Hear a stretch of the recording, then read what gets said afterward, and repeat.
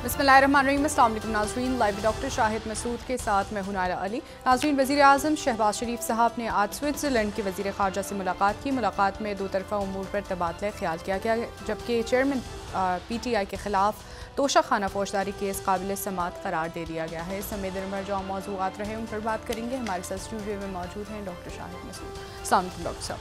वालेकुम जी, आपको डॉक्टर साहब, IMF वफ़द की मुलाकातें हुई हैं सियासी जमातों के रहनुमाओं से। $3 अरब की तकसीम का जो फार्मूला IMF की जानिब से पेश किया गया है इंतखाबात के लिए, क्या ये इंतखाबात के इनेकाद बरवक्त इनेकाद की ज़मानत बन सकता है? देखें, ये तो बात ये है कि इसको तो जिस दिन ये हुआ था जी, तो मेरे ख्याल से उसी रोज़ ये बात इस प्रोग्राम में मैंने कही थी कि ये जो प्रोग्राम है 3 अरब का, इसको 3 हुकूमतों ने डील करना। ये बात उसी रोज़ मेरा ख्याल है मैंने की थी। मैं वो क्लिप नहीं चलाना चाह रहा। और ये भी था उसमें कि एक तो मौजूदा वज़ीर ख़जाना, एक निगरां वज़ीर ख़जाना या निगरां हुकूमत, और एक उसके बाद अगली मुंतखब हुकूमत। और ये बात जो है ये की जा चुकी है इस प्रोग्राम में कि इसको 3 डील करेंगे, 3 वज़राए ख़जाना डील करेंगे। और यही बात जो है ग़ालिबन वो हुई है। और ये सिर्फ एक जमात से नहीं हुई ये बात जो है ये बाकी जमात, तमाम मेरे ख्याल से जो जमातें हैं या उनके जो नुमाइंदगान हैं मुल्क में या मुल्क से बाहर, उन्होंने एक ही बात की है कि जी हम और अभी बार बार आप देखें हुकूमत की तरफ से ये बात की जा रही है कि हम जो हैं ये इस तारीख को इलेक्शंस करवाएंगे। और देखें, 2-3 ऑप्शंस हैं ना। एक बात यह है कि इसको थोड़ा सा इलेक्शंस को यानी बिल्कुल अगस्त की मुंतखब जो तारीख उस पर किया जाए, पहले कर दिया जाए तो 90 दिन हो जाएंगे। और ये जो है कि इसको 60 दिन वाला फार्मूला भी है। ये जो है आईनी और और दरमियान में जो बात थी कि ये हम इसको आगे कर देंगे कोई फाइनेंशियल, तो वो तो फाइनेंशियल इमरजेंसी। देखें, इस वक्त मुल्क जो है इस वक्त मेरा ख्याल है कि अफराद और शख्सियात से बढ़ के मुल्क का भी थोड़ा सा देखें। इस वक्त मुल्क में आप देखें कि हमारा जो पार्लिमानी निज़ाम है इसके साथ इंगेज कर रही है दुनिया, लेकिन इसकी कोई प्रॉपर साख्त नहीं है।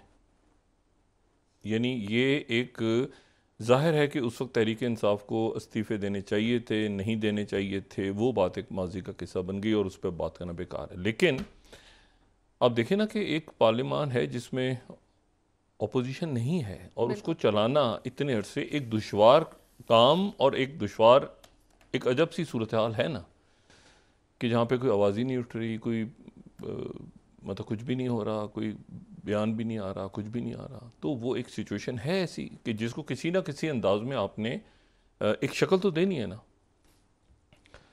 और उसमें वही बात कि इस्तीफ़े नहीं देने चाहिए थे। और ये तो हमारी भी यही राय थी हमेशा कि शायद इस्तीफ़े ना देते और पार्लियामान के अंदर एक मजबूत आवाज़ होती और फिर उसके बाद चलता रहता सारा सिलसिला। लेकिन वो नहीं हो सका। या ये कि उस वक्त इलेक्शंस पे चले जाते जैसे कि शुरू में नवाज शरीफ साहब का मौक़िफ़ था या जो भी बहरहाल हुआ। लेकिन इशू ये है कि 2 सूबों में तो नहीं है हुकूमत, और 2 सूबों से रेवेन्यू कैसे इकट्ठा होगा? और वो रेवेन्यू जो है वो बड़े सूबे हैं, फिर उनको वो इकट्ठा करके देंगे, वो आपने कमिटमेंट की हुई है $8 अरब। अब ये यहाँ पर हमें आम आवाम को तो नहीं पता और हमें ये बातें पता भी नहीं होती। देखें, जब हफीज़ शेख साहब थे और उनसे जब ये बात पूछी गई, ये हमेशा ये होता है कि ये जो है ये एक खुफिया हसास इंतहाई खुफिया माहिदा है जो IMF से हम कर रहे हैं जी। अच्छा, इसको बताया इसीलिए नहीं जाता क्योंकि अवाम की वरना तो चीखें निकल जाएंगे। तो इसको बताया क्या है, क्या हुआ, क्या शरह, वो बाद में पता चल रहा है उन्होंने इतने टैक्स कहे थे, ये कहा था, यूँ कहा था, ऐसे कहा था। इसमें जियो पॉलिटिक्स है, इसको तो आप छोड़ देना कि हम तो रोज़ डिस्कस करते हैं इसको। लेकिन यह है कि वो माहिदा क्या है, उसकी शरह, इसकी भी हमें शराइत नहीं पता अभी तक। गैस की कीमत बढ़ेगी, बिजली की बढ़ेगी, कितना रेवेन्यू कैसे इकट्ठा होगा, कहाँ से इकट्ठा होगा, क्या। तो बहुत सारी ये है कि वो एक और अदम इस्तेकाम तो है भी, आने वाले दिनों में बड़े फैसले होने हैं, बड़े मुकदमात चलने हैं, ये 9 मई के मामलात हैं अपनी जगह पे रुके हुए हैं। तो और ये आप जहन में रखें कि जो बात की है तहरीक इंसाफ के लोगों ने, तो आपके ख्याल से पीपल्स पार्टी ने क्या बात की होगी, और आपके ख्याल से मुस्लिम लीग नवाज़ के लोगों ने क्या बात की है? यही बात की है कि हम चाहते हैं कि जी इलेक्शन होगा, और इलेक्शन के बाद, क्योंकि उसकी वजह यह है कि देखें, एक तो मुकदमे अटके हुए हैं सारे, यानी ये मामला जो है ना, ये जैसे तोशा खाना का आज हुआ है कि जी ट्रायल होगा, अभी शुरू होगा, ठीक है, शुरू होगा, और फिर उसके बाद मुझे नहीं पता कि आगे कानून क्या शक्ल लेता है। इसी तरह से 9 मई के जो वाक़यात हैं उनके ऊपर अभी ट्रायल्स शुरू होने हैं या क्या है उसकी, वो भी देखते हैं आने वाले दिनों में। और फिर उसके बाद जो है वो यानी अब मुझे आप ये बताएं ना कि 1 महीने बाद जो है वो कौन होगा, उनकी क्या शक्ल सूरत होगी, कौन डील कर रहा होगा IMF के साथ, उसके बाद कौन कर रहा होगा, उनको जो आपको कर्ज देते हैं उनका इतना तो हक है ना पूछने का कि भाई अगली बार जब हम आएंगे सितंबर में तो यहाँ कौन होगा, मतलब हम किससे बात कर रहे होंगे। यही हुआ था ना। देखें, वो बात करके गए थे शौकत तरीन साहब या वो जो अपना हफीज शेख साहब से, और बाद में जो है वो क्या बना, मिफ्ता इस्माइल आए, उनसे क्या बात हुई, उधर क्या बात। पब्लिक को तो यहाँ सिर्फ एक चीज़ बताई जाती है ना, पेट्रोल की कीमतें बढ़ गई जी, और गैस की कीमतों में इजाफा, टैक्सेस में और इजाफा। हाँ, और साथ ही रहनुमाओं के बयानात, हमें कुर्बानी देनी होगी पिछली हुकूमत की छोड़। ये पिछले 75 साल आप चले जाएं ना, तो मेरा ख्याल है कि 1947 में भी ये होता होगा कि अंग्रेज़ छोड़ के गए हैं सारे मसाइल, सारी मुसीबतें अंग्रेज़ छोड़ के गए, और उससे लेके अब तक हम यही कहते हैं कि जी हमसे उससे पहले उससे पहले उससे पहले उससे किया जो किया। और कमाल की बात यह है कि उनसे पहले जो जाते हैं जो भी, तो वो खुद हमेशा अमीर हो जाते हैं, मुल्क गरीब हो जाता है, कर्जे बढ़ जाते हैं। तो ये इसलिए जो है ना, ये बातें इस वक्त, यानी आप मुझे बताएं ना कि वो सारे ही सब, यानी उस सब के ही एक मसले हैं ना किसी का कोई मुकदमा, जो हुकूमत में लोग हैं वो भी उनके मुकदमे अपनी जगह हैं, उनको नहीं पता क्या फ़ैसले आने हैं, वो क्या बनेगा, वापसी कैसे होगी, क्या होगा। देखा मियाँ साहब जो हैं, वो मियाँ साहब की भी एक अजीब सी अनसर्टन है ना, होगा ये ये गी के ऊपर बात चल रही है ना, सितंबर में चेंज आएगा तो उसके बाद ये फैसला होगा, तो मतलब वो कोई सर्टेनिटी नहीं है। उन्होंने तो एक स्पैनर फेंक दिया पॉलिटिकल कि मैं वज़ीर आज़म हूँ, ख़त्म। और साथ ही ये भी कि 2/3 अक्सरियत से होंगे, इत्तेहादी नहीं चाहिए मुझे। अब मसला ये है कि इसमें अब आप देखें ना कि आपके आम वज़रा नहीं है इस वक्त सामने, वो बात नहीं कर रहे इसके ऊपर आके, यानी वज़ीर ख़जाना में ज़ाहिर है नहीं बता रहे बात, उन्होंने बस कहा कि खुशखबरी है और अच्छा हो गया, और ये पाकिस्तान ये निकल गया इससे। सबसे बड़ा एहसान ये जो हमें, यानी शुक्र है खुदा का कि ये गुजर गया। इसमें शहबाज शरीफ साहब डायरेक्ट इन्वॉल्व हुए, ठीक है, वजारत ख़जाना से तो बात नहीं हो रही थी, लास्ट मिनट के ऊपर आखिरी दिन में या दिनों में ये फैसला हुआ, और उसके नतीजे में एक शदीद तर दबाव जो था हमारे ऊपर से हट गई, बहुत अच्छा पका। लेकिन आगे, अब आगे की तो अनसर्टिनिटी है ना, सबके लिए एक गैर यकीनी के हालात हैं कि आगे क्या होना है। तो वो आगे क्या होना है में, आगे क्या होना है में अंदर, तो जब अंदर ही नहीं पता लोगों को, तो आप बाहर के लोग जो कर्जा दे रहे हैं वो तो पूछेंगे ना कि भाई ये क्या है अगली। तो मतलब आप हमसे कह रहे हैं, मतलब मैं कह रहा हूँ कि जो ऐसा है कि मैं आपको 4 महीने के बाद जो है ना वो 10 अरब दे दूंगा, और वो आए 3 महीने बाद तो मैं हूँ ही नहीं अपनी जगह, मेरी जगह कोई और बैठा हुआ है। तो ये इस वक्त ये जो उस दिन में मैंने बात की थी ना कि ये जो प्रोग्राम आया है जिसके नतीजे में पाकिस्तान के ऊपर से खतरात हटे हैं, वो मौजूद हैं। इंसानी ज़िंदगी में भी वो कहते हैं ना कि ख़तरा हर वक्त होता है, ज़िंदगियों में हर वक्त ख़तरा होता है, नज़र किसी वक्त आ जाता है अचानक, हर वक्त होता है, साथ साथ चलते हैं हादसे, आपके ख़तरात आपके दाएं बाएं हर तरफ होते हैं किसी वक्त। तो बात यह है कि वो तो अब आगे क्या होना है, आगे की क्या प्लानिंग्स हैं, आगे किस तरह से उनसे और जब आप जाते हैं ख़ास तौर पे दुनिया से इंगेज करते हैं डिप्लोमेटिक कम्युनिटी के साथ, और उस वक्त में जबकि दुनिया में लड़ाई झगड़ा फसाद, ये मुख्तलिफ पोल्स जमा हो रहे हैं, ठीक है, इन हालात के अंदर वो यानी ख़ुद भी झुंझलाए हुए हैं ना, जिनसे आप बात करें वो खुद भी झुंझलाहट का शिकार है, वो खुद भी बैठ के कोई गुडी गुडी उसमें नहीं है। तो इधर का गुस्सा इधर भी उतर जाता है, इधर का इधर उतर जाता है, इधर का इधर उतर जाता है। तो वो जो है इसलिए वो बहुत ही डेलिकेट होता है कि आप किस तरह से, और हमारा ख़ास तौर पे जो मतलब अब देखें मतलब हुकूमत और जाहिर है कि तहरीक इंसाफ और हमारी अदालतें, हमारे अकाबरीन, हमारी इस्टेब्लिशमेंट ही डील करी, वो बेहतर ही कर रहे होंगे कुछ, ठीक है ना। हम तो सिर्फ देख सकते हैं।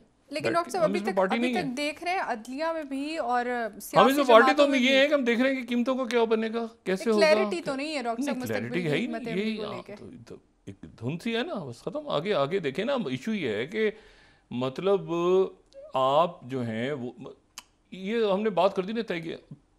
मुझे ये बताएं कि क्या ये बात पीपल्स पार्टी नहीं कर रही। अब फरतुल्लाह बाबर साहब का क्या बयान है, वो कहते हैं कि एतजाज़ एहसन और लतीफ़ खोसा हमारी पार्टी के बुनियादी रुकन है, और सवाल ही पैदा नहीं होता, इंतहाई आम रहनुमा है। अब इशू ये है कि वो ये विद इन पार्टीज भी है जी, ये विद इन कोलिजन भी है। जो हुक्मरान इधर जो है जो मतलब है कि तहरीक इंसाफ के चेयरमैन कह रहे हैं कई लोग जो हैं ज़बरदस्ती गए हैं, नहीं गए, क्या हुआ क्या नहीं बना। तो एक पॉलिटिकल इस्तेकाम पाकिस्तान पार्टी का क्या बनेगा, वो उधर जाएगी इधर जाएगी, सब बंदी अभी तक क्लियर नहीं है, ठीक है। अचानक खामोशी छा गई है, प्लान्स नहीं पता किसने कहाँ ट्रैवल, कौन कहाँ कर रहा है, क्या कर रहा है, किससे, मतलब एकदम एक सकूत है, ठीक है। और इस सकूत में पब्लिक तो यही देख रही है कि भाई अब ये मतलब अब लोग फिर वो एक हो जाता है ना उसमें, यानी लोग बाजार से भी हो जाते हैं कि एक ही खबर रोज़ सुन सुन के लोग कहते हैं यार ये तो ख़त्म ही, इस मसले को कहीं तो जाके समझना चाहिए ना, ताकि मुल्क में स्टेबिलिटी आए जी। तो इसमें यह है कि वो उन्होंने अब उस तरह से रिजाइन किया, लेकिन साथ उन्होंने ये भी कहा कि आगे पाकिस्तान की सियासत, वो पाकिस्तान की सियासत आगे क्या होगी इस पर तो वो खुद अपनी बात भी नहीं कर सकता ना, कोई मुल्क अपनी बात भी नहीं कर सकता। लेकिन नीदरलैंड की गवर्नमेंट गिर गई है, डच गवर्नमेंट, यानी उनके सबसे तवील अरसे तक यूरोप में 4 दफ़ा वो जीते हैं उनके वजीर आज़म, और उनकी हुकूमत गिर गई है इमिग्रेशन की पॉलिसी के ऊपर, क्योंकि उनके यहाँ इमिग्रेंट्स का इशू चल रहा है। और कुछ लोग ऐसे हैं जो, बड़ा खूबसूरत मुल्क है, बड़े अच्छे उनके लोग हैं, लेकिन ये बहुत बड़ी तादाद में 4 लाख के करीब वहाँ पे एक साल के अंदर यूरोप से और यूरोप के बाहर से, यूरोप के अंदर से 21,000 वहाँ पे। तो वहाँ उनकी जो इत्तेहादी हैं उनमें एक इशू चल रहा है ऑलरेडी, बड़े वहाँ पे इमिग्रेशन के हवाले से बड़े सख्त रूल्स हैं, लेकिन वो ये कह रहे हैं कि भाई क्या बच्चों को आने देना चाहिए, कुछ को टेम्प्रेरी रखना है, कुछ परमानेंट हैं, कुछ मतलब किस तरह से हमने इमिग्रेशन, तो उसमें वो हुकूमत गिर गई उनकी। वो खैर निगरान रहेंगे, निगरान वज़ीर आज़म वही रहेंगे। तो मैं ही कह रहा हूँ कि पूरी दुनिया में इस वक्त इतने इशूज़ हैं सारे, और ये वहाँ के जो इशूज़ हैं, आपका क्या ख्याल है पाकिस्तान के ऊपर असरअंदाज नहीं हो रहे? बराह रास्त असरअंदाज हो रहे हैं। नहीं, और क्योंकि लंबा खिंच गए ना, एक मामला जो है वो ज़रा लंबे खिंच गए हैं थोड़े से। इनको मेरा ख्याल था कि शायद स्टेबिलिटी कुछ अर्सा पहले आ जाए, लेकिन ये कि नहीं आई। मैं अपनी इस पे मैं मतलब अपनी गलती पे मैं अपने तज़ीम, मेरा ख्याल था कि हम लोग बतौर रियासत शायद जल्दी चीज़ों को स्टेबलाइज कर लेंगे, वो लेकिन वो नहीं हो सका, ठीक है। वो खिंच गया मामला, और उसके नतीजे में वो चूँकि खिंच रहा है, और तो उसके नतीजे में वो एक तनाव है, ठीक है। वो तनाव की कैफियत से कैसे निकलते हैं, निकलना तो है ज़ाहिर है, लेकिन वो कैसे निकलते हैं, क्या रास्ता होगा उसका, वो तो हमारे अकाबरीन ही बताएंगे हमें, ठीक है, कि भाई क्या हुआ, कैसे हुआ, मतलब आगे कैसे जाना है। असल तो रियासत के इश्यूज़ है ना, मईशत, अवाम, सिक्योरिटी क्राइसिस, फॉरेन पॉलिसी, मतलब पॉलिटिकल सिस्टम कैसे चलना है आगे। तो वो अब क्या है, उसका फार्मूला है कॉन्स्टिट्यूशन, आइन, अदालतें। तो ये इसलिए जो है ना, मेरा ख्याल है कि ये अब तेज़ी आएगी इवेंट्स में, क्योंकि इवेंट्स ऐसे हैं कि जब जिसमें ये ज़्यादा देर तक सकूत रह नहीं सकता। अब तेज़ी आएगी इवेंट्स के अंदर, कमिंग डेज या इवेंट्स, डेज में या वीक्स में। और कहीं ना कहीं इस मामले को आगे जाके निपटना है कि मुल्क के अंदर एक इस्तेकाम तो आए। अच्छा, फिर उसके अच्छा, एक तो ये बात हो गई। दूसरी बात मैं आपसे, देखें ये बात आपको मैं सिर्फ ये बताऊं एक बात कि ये जहाँ पर ये हो रहा है सारा, IMF, ठीक है, और यूरोप और अमेरिका, बाइडन आ रहे हैं, ये नेटो की समिट हो रही है जी। यानी अब आप देखें ना कि वहाँ पर क्या इश्यूज चल रहे हैं, उससे आप अपने आप को डिस्कनेक्ट कर सकते हैं क्या? बाइडन आ रहे हैं, ठीक है, और बाइडन जो हैं उन्होंने ये नेटो के अंदर वो चाह रहे हैं कि चाइना डिस्कस हो, चाइना डिस्कस हो तो वहाँ से वो जो एशिया पैसिफिक के ममालिक हैं उनके भी रहनुमा पहुँच गए हैं, उनके लीडर्स जापान से, न्यूजीलैंड से, ऑस्ट्रेलिया से, साउथ कोरिया से, वो सारे पहुँच गए हैं। लेकिन नेटो के जो ममालिक हैं, नेटो के ममालिक में फ्रांस तो बिल्कुल ही नहीं चाहता कि जापान में ऑफिस खुले। देखिए दो फटे चल रहे हैं नेटो में। एक नेटो में चल रहा है इंट्रा यूरोपियन मामला, यानी यूरोप के अंदर के मुल्क तकसीम है। एक ये है कि ट्रांस अटलांटिक, ठीक है, यानी इसको। और नेटो जो है ये आप जहन में रखें, ये जो पहली खलीजी जंग हुई थी ना, पहली खलीजी जंग, ये कुवैत के इन्वेजन के बाद, उसमें नेटो ऐसा सच नहीं आया था, ठीक है। उसमें ये 39 कंट्रीज का एक जो इराक जो उसमें 40 या 39 ममालिक थे उसमें, और उसमें सऊदी अरेबिया भी था, उसमें मिस्र भी था, उसमें तुर्की भी था, उसमें कतर भी था, उसमें ओमान भी था, उसमें नेटो सच नहीं था, ठीक है। इसी तरह से जो ये जहन में रखेंगे, जो इराक की वॉर थी ना 2003 वाली, उसमें भी नेटो नहीं था, उसमें नेटो नहीं था, उसमें नेटो में डिवीजन हो गई थी। यानी जो उस वक्त कॉलिन पाल जो हैं, उन्होंने पूरा कन्विंस, तभी तो भी बयान आया था ओल्ड यूरोप और न्यू यूरोप वाला, नेटो नहीं तैयार हुआ था। तो उसके बाद जो मुल्क आए थे, उसके बाद उस जमाने में ये था कि वो इसको कहते हैं axis of evil, Iran, Iraq और साउथ कोरिया। तो उन्होंने ये वेपन्स ऑफ मास डिस्ट्रक्शन पे यूनाइटेड नेशंस ने कहा था कि आप यहाँ इंस्पेक्टर्स भेजें। उन्होंने कहा था नहीं, उनकी कांग्रेस ने अप्रूव किया। तो उसके बाद एक कोलिजन ऑफ विलिंग बनी थी, एक कोलिजन ऑफ विलिंग, यानी उसमें मेरा ख्याल है कोई, उसमें भी 30 मुल्क थे शायद उस ज़माने के, अगर हम पेपर्स देखें। और उसमें जो है वो जो कोलिजन बनी थी, कोलिजन ऑफ विलिंग, तो उसमें जो है वो आपको अजीब अजीब किस्म के मुल्क हैं उसमें बहुत सारे। और उसमें जो है वो एरिटेरिया है, कोलंबिया है, ठीक है, लेकिन ये है कि उसमें फ्रांस नहीं है। ये इराक वॉर में, जब इराक पे 2003 में नेटो नहीं था, उसमें अफगानिस्तान में नेटो आया था, इराक में नहीं आया था। तो इराक में कौन था? कोलंबिया, ठीक है, उसके बाद एरिटेरिया, इथोपिया, अच्छा जी, ये मुल्क से अमेरिका के साथ, और कुछ ईस्टर्न यूरोप के मुल्क थे बहुत सारे। तो बात ये सारी कि, और ये नेटो से हटके ऑस्ट्रेलिया और ये मुल्क, इराक में ये लोग थे।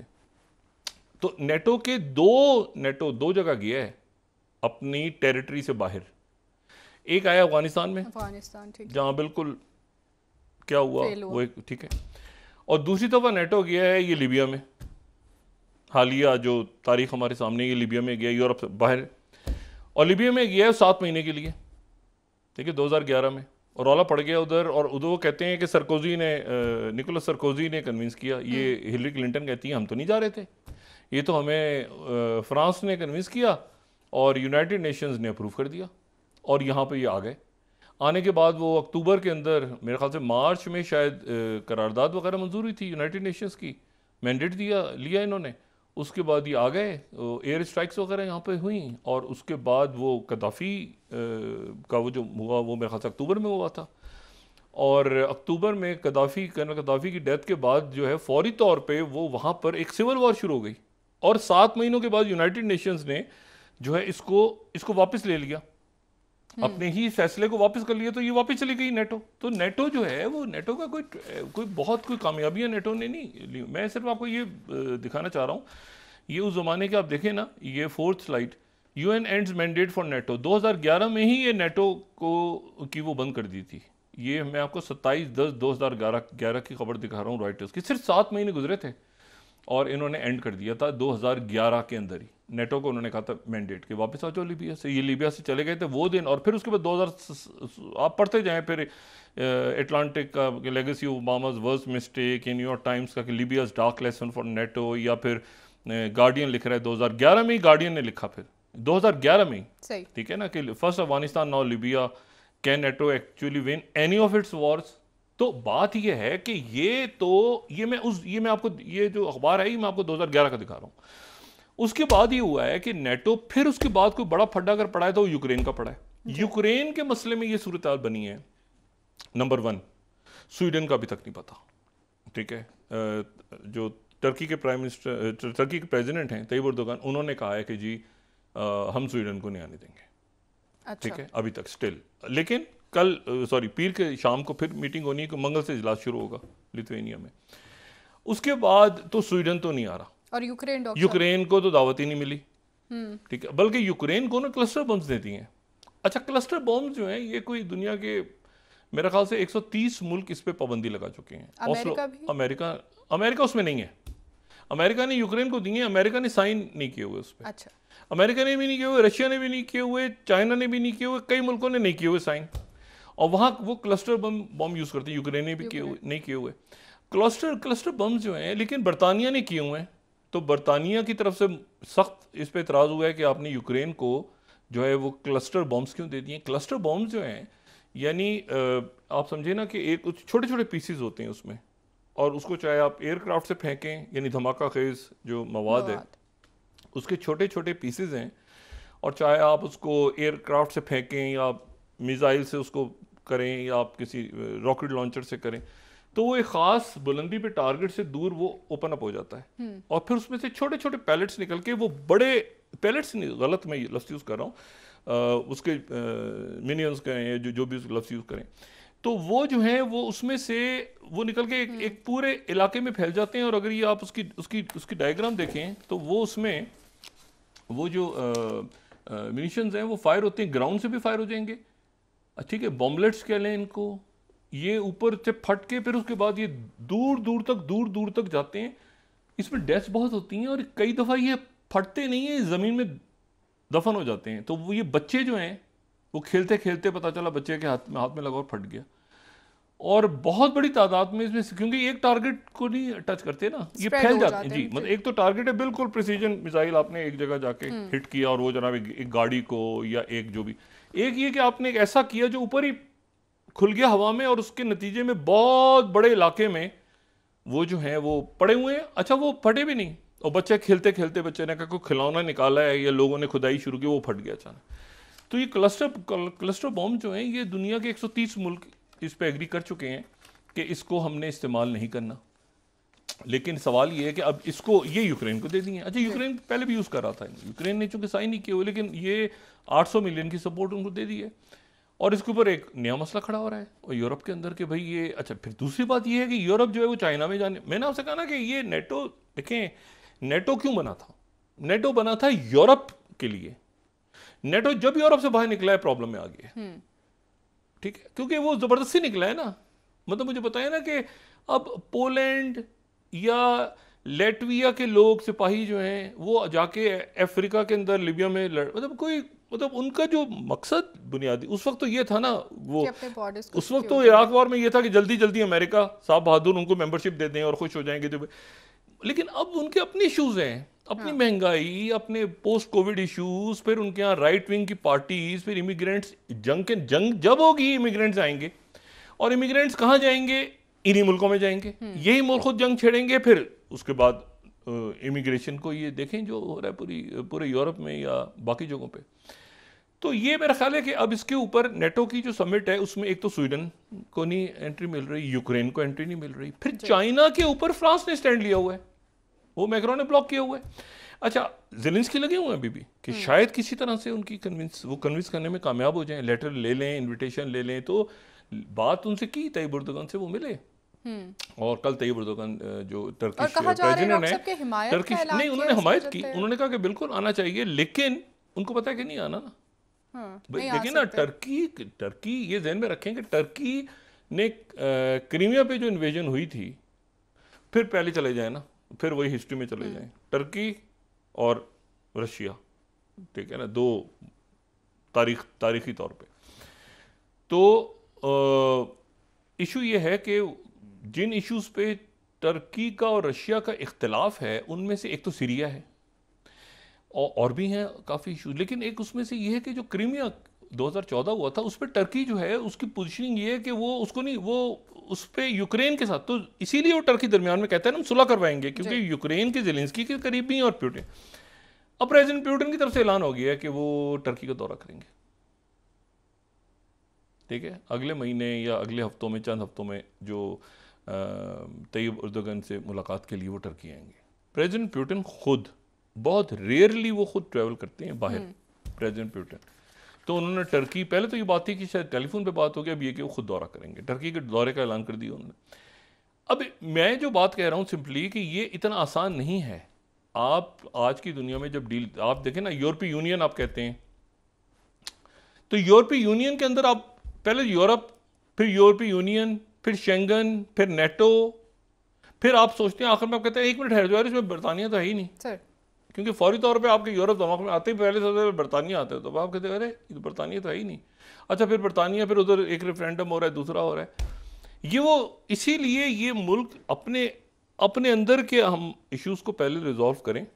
इंडिया को मैं देखें ना, मैं इंडिया की उनकी इंटरनल पॉलिटिक्स पे कभी बात नहीं करता, लेकिन आज उनके वहाँ पर पंचायत का इलेक्शन हुआ, मगरबी बंगाल।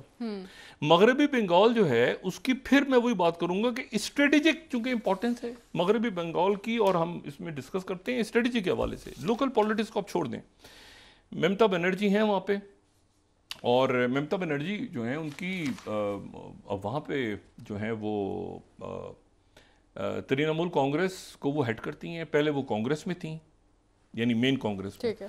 और ये मगरबी बंगाल की हम बात कर रहे हैं, ठीक है। मगरबी बंगाल को अगर आप देखें उसका नक्शा, तो आपको आसाम, फिर आपको 2 मुल्क, ठीक है ना, आपको नेपाल, भूटान, झारखंड, ये आपको पूरा, और ये वो मगरबी बंगाल है जो जहाँ पर ईस्ट कलकत्ता है ना जी। मगरबी बंगाल का जो मशरकी जो बंगाल था वो तो बन गया था मशरकी पाकिस्तान, जो बांग्लादेश है अब, तो वहाँ तो ढाका, लेकिन जो मगरबी बंगाल था, बंगाल तकसीम हो गया था जैसे पंजाब तकसीम हुआ था, तो वहाँ का जो दारुल हुकूमत है वो कोलकाता है, कलकत्ता। और ये कलकत्ता वो है जहाँ पे वो सिराजुद्दौला, जहाँ ईस्ट इंडिया कंपनी का अड्डा था, क्योंकि वो है ना सारी आपकी ट्रांसपोर्ट आ रही है, सारा यानी ट्रांसपोर्ट, यानी जो सी लेन्स, समंदरी रास्ता। तो अब इशू ये है कि वो तो तारीख है पूरी, ठीक है, और कलकत्ता की अपनी एक जाहिर है कि बहुत उनके अपना एनरिच कल्चर, और फिर उनकी स्ट्रेटेजिक लोकेशन क्या, इधर से आप क्योंकि म्यांमार बांग्लादेश है साथ में, बांग्लादेश के साथ थाईलैंड, म्यांमार, ऊपर ये आसाम के साथ उनका ऐसे लिंक हैं रियासतों के आपस में जैसे। अब वहां पर इलेक्शन जो हुआ है, पंचायत का इलेक्शन, तो 14-15 बंदे उसमें मर गए आज।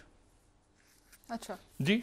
और वो ये कह रहे हैं बीजेपी और टीएमसी की लड़ाई हुई है, और वो लड़ाई की नौयत इस कदर खतरनाक है कि आप ये देखें कि वो ये आप देखें कि वो जो है ये टाइम्स ऑफ इंडिया बता रहा है, ये स्ट्रेटेजिक है। अगर ये और कुछ, मैं सिर्फ इसलिए कर रहा हूँ क्योंकि ये लिंक हो रहा है ना ये ईस्ट एक्ट की तरफ। अब वो ये कह रहे हैं कि जो ना डेथ पोल इन जो 21वीं स्लाइड है 14 हो गई है, और बीजेपी कह रही है TMC considers murders it's guarantee to power. अच्छा, इंडियन एक्सप्रेस बता रहा है 12 हो गई है, एक दूसरे पे ब्लेम है। ये इसकी इंपॉर्टेंस क्या है, इसकी इंपॉर्टेंस में फिर बता रहा हूँ। ये देखिए Indian Express, violence during Bengal panchayat polls, BJP CPM Congress enjoying theatres of death says TMC यानी Mamata Banerjee. Saffron party seeks presidential rule. अच्छा, वो कह रहे हैं कि जी ये यहाँ पर प्रेसिडेंशियल रूल लगाना चाह रहे हैं, लेकिन क्योंकि यहाँ पर उनकी हुकूमत नहीं है, लेकिन मणिपुर में नहीं लगाएंगे क्योंकि वहाँ बीजेपी की हुकूमत है। यहाँ लगाना चाह रहे हैं क्योंकि हम यहाँ ममता बनर्जी की, तो यहाँ हंगामे करवा रहे हैं, मार रहे हैं, लोग कत्ल कर रहे हैं। तो एक ही मसला, ये मसला लिंक है आसाम के साथ, और ये बाकी क्योंकि ये ईस्टर्न इंडिया है पूरा, ठीक है। वेस्ट बंगाल ईस्ट इंडिया है, ठीक है। अच्छा, ईस्ट इंडिया कंपनी का नाम भी शायद इसीलिए रखा था कि वो लैंड यहाँ हुआ था, वो कलकत्ता में उतरे थे ना, तो अगर वो इस तरफ उतरे होते तो शायद किसी और बंदरगाह पे उतरे होते तो शायद उसका नाम कुछ और, तो ईस्ट इंडिया, ठीक है। अब इशू ये है सारा कि वो यहाँ, अच्छा फिर उसके बाद जो 23वीं स्लाइड है, West Bengal is burning, BJP के जो रहनुमा है उन्होंने कहा प्रेसिडेंशियल रूल लगा दिया जाए रियासत में। अच्छा, लेकिन प्रेसिडेंशियल रूल जो है वो देखें स्ट्रेटेजिक इश्यूज हैं, ये मैं इसलिए कह रहा हूं क्योंकि ये वो साइड है तमाम की तमाम जो कि ईस्ट है, और मैं हमेशा कहता हूं कि इंडिया को प्रॉब्लम्स वेस्ट में पाकिस्तान की तरफ से कम है, ईस्ट में ज्यादा है। अब इशू ये है कि एक बिल्कुल ये जो इनको दीदी कहते हैं ममता बनर्जी जी, ये पहले एनडीए में इनके साथ इनका अलायंस भी था, यानी जो जब गवर्नमेंट थी वहाँ पे अटल बिहारी वाजपेयी और सारी, तो उनके दौर में ये जो है ये बीजेपी के साथ अलायंस में चली गई थी। ये कांग्रेस इन्होंने अलग पार्टी बनाई, ये टीएमसी को खुद बनाया इन्होंने, और ये दीदी और बड़ी पॉप इशू ये सारा कि अब ये बीजेपी और टीएमसी की लड़ाई हो गई है, और ये अगले साल इलेक्शंस, इन्होंने जनरल इलेक्शन भी लड़ना है इंडिया का, और ये लड़ाई खूनी लड़ाई हो रही है, और ये लड़ाई मैं इसको समझने से, अच्छा ये हो रहा है साथ ही मैंने आपसे कहा ना इंट्रा, जैसे वो नहीं हो रहा यूरोप के अंदर इस वक्त, प्रॉब्लम क्या है, इंट्रा यूरोप, फिर इंट्रा ईयू, ठीक है, जर्मन कुछ कह रहे हैं, फ्रेंच कुछ कह रहे हैं, स्पेन ने भी इसकी मुखालफत की है कि आपने क्लस्टर बम्स क्यों दे दिए यूक्रेन, स्वीडन, फिनलैंड, अंदरूनी इख्तिलाफ, रशिया भी यूरोप में है, उरल के पहाड़ों तक सर, रशिया भी, तो ये जो लैंड देखे ना, अगर आप वहां पर, अगर आप ये जंग से पहले, तो बिल्कुल ये यूक्रेन और सारे पोलैंड और ये लिथुआनिया और रशिया और इनका तो आपस में सारा बाय रोड जबरदस्त, ये तो जंग की वजह से सारे प्रॉब्लम्स क्रिएट हुए हैं ना। तो वो अब सवाल ये है कि क्या नेटो चाइना पे बात करेगा?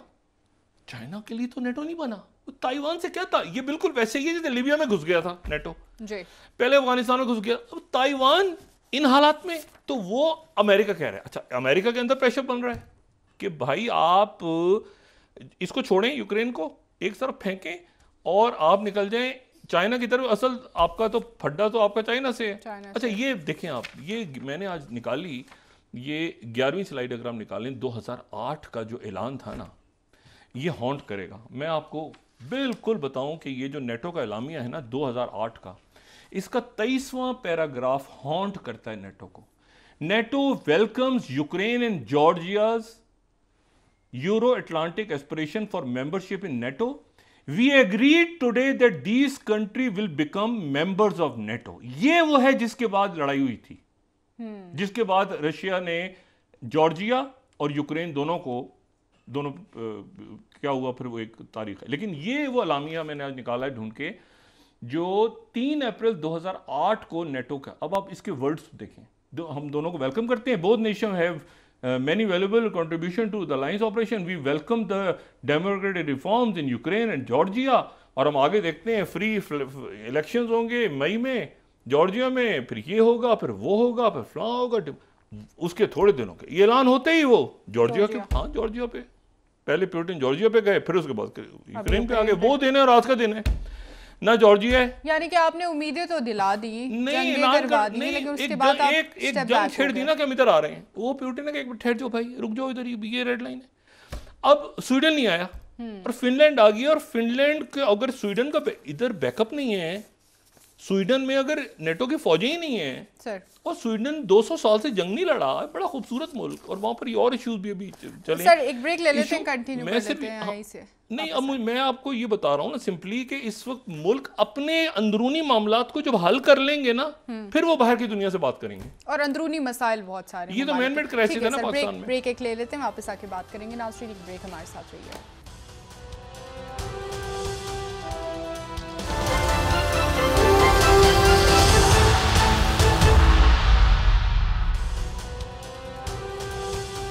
वेलकम बैक नाज़रीन। जी डॉक्टर साहब, मुल्क की सियासत पर बात कर लेते हैं। जिस शख्सियत की बिहाफ पे कहा जा रहा था कि उनके होने की वजह से मुल्क में अदम इस्तेहकाम है या मईशत का बेड़ा गर्क हो चुका है, अब तो वो शख्सियत भी माइनस हो चुके हुए हैं, तो अब हुकूमत से ये मामला क्यों नहीं संभल रहे? क्या हुकूमत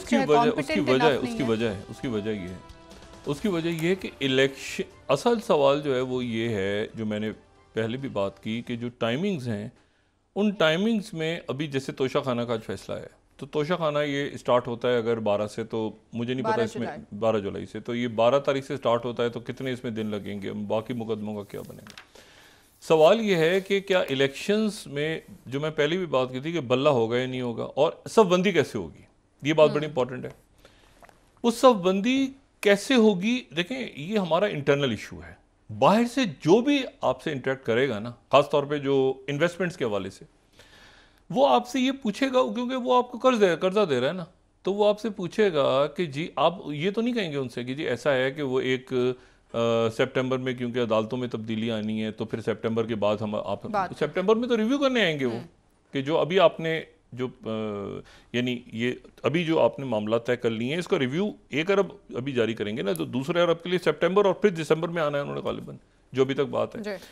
तो मसला ये है कि आप ये अपने इंटरनल इश्यूज है ना आपके, तो आप जब भी किसी लेंडर से बात करेंगे तो ये तो नहीं कह सकते आप उनको कि अभी ऐसा है जी कि वो भी ज़रा कोर्ट के अंदर कोई तब्दीलियाँ आ जाएं, एक पार्टी कह रही है, दूसरी पार्टी कह रही है कि नहीं जी ये, तो ये हमारे इंटरनल इश्यूज हैं। ये जब दुनिया के साथ आप डील करते हैं ऐसे नहीं करते आप चाइना से करें तो आप कहेंगे जी ऐसा है कि वो आप कर दें, लेकिन पता नहीं कि हमें आगे जाके 4 महीने बाद क्या होना है, तो ये भी आप रोक दें।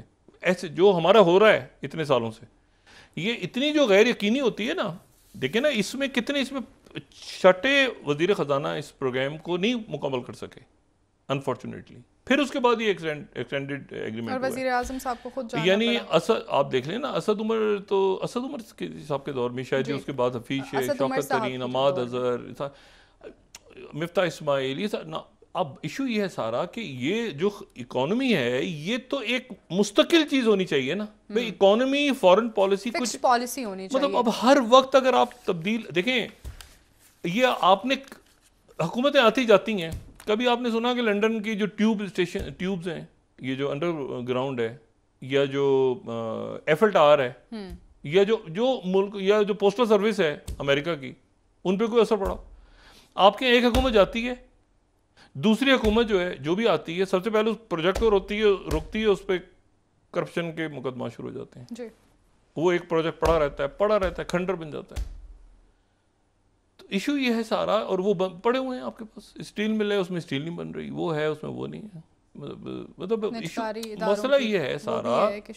देखें, इसको यहाँ से कहीं तो मुश्किल फैसले, अब वो जाहिर है इससे ज़्यादा मुश्किल फैसले तो ये नहीं कर सकते थे, क्योंकि ऑलरेडी वो खुद भी कहते हैं, उनको एहसास है इस बात का कि पॉलिटिकल कर। लेकिन मसला ये कि इन मुश्किल फैसलों के साथ और मुश्किल फैसले भी हैं आगे जी। तो उनको अवाम कैसे, और फिर उसके बाद इसकी कोई शक्ल अगर नहीं होगी, देखें ये रेवेन्यू कैसे इकट्ठा करना है, कौन करेगा, कैसे करेगा, इलेक्शन होगा नहीं होगा, कब मुकदमे चलेंगे, कब फैसले आएंगे, क्या, तो इस गैर यकीनी में वो और आपसे क्या बात करेंगे कि भाई आप हमसे पैसे तो ले रहे हैं, लेकिन आप बताएं ना कि 3-4 महीने के बाद क्या होगा, आप हमें वापस कर देंगे, क्योंकि क्या गारंटी है? या तो ये होता है ना कि हमारा बड़ा अच्छा कोई रिकॉर्ड, आप बैंक में जाते हैं कर्जा लेने सर, तो सबसे पहले वो आपका देखते हैं ना माजी की हिस्ट्री देखते हैं। माजी में अगर आप 22 दफा कर्जा लेके उनसे आपने उनकी शराइत ना किसी बैंक की पूरी की हो, आप जरा जाके दिखाएं। अनलेस अनटिल आपके पास कोई किसी की बहुत ही तगड़ी पर्ची हो, जो कि इस मुल्क में हो जाता है वैसे, तो फिर डॉक्टर साहब हमारी अपनी कोताही है ना। नहीं, मैं वही कह रहा हूँ ना, या तो आप कहेंगे जी हर दफा हमने पूरा कर दिया था सारा आपका, तो कोई बात नहीं, अभी तो आप फेल हुए इसमें IMF, और शुक्र है कि आप डिफॉल्ट की तरफ नहीं गए और एक एक्सटेंडेड हो, तो वो आपसे ये भी ना पूछे भाई कि आपके क्या होगा आगे, कुछ तो बताएं। रिकॉर्ड ही खराब है डॉक्टर साहब। कुछ नहीं, देखे ना, हम कहेंगे भाई दे दे, पहले भी तो दे दिया था, पहले तो सारी शराइत पूरी की थी, पहला दूसरा तीसरा मुंह में मारा था तुम्हारे टाइम या वो भी तो नहीं है ना सिचुएशन। तो ये, लेकिन मैन मेड क्राइसिस है, और इससे निकलना है, और आपस में निकल जाएंगे इंशाल्लाह। बहुत शुक्रिया डॉक्टर साहब। यहाँ तक देखे ना, यहाँ तक तो आना था ना, ब्लैक होल अब चल रहा है ना, तो इससे आगे कैसे निकलना है, क्योंकि यहाँ बस मैंने कहा ना, सब बंदियां होंगी, कैसे आगे, कौन सी पार्टी किधर क्या, तो 2-3 हफ्तों में क्लैरिटी बिल्कुल आगे। ठीक है, बहुत शुक्रिया डॉक्टर साहब। प्रोग्राम का वक्त खत्म हो रहा है नाजरीन, कल इंशाल्लाह दोबारा आपसे मुलाकात होगी। मुझे नाला अली को इजाजत दीजिए, अल्लाह हाफिज़ जी। डॉक्टर साहब अपना दोस्तों रिश्तेदारों को तो नवा के लूँगा, सब ख्याल रखिएगा, अल्लाह हाफिज़।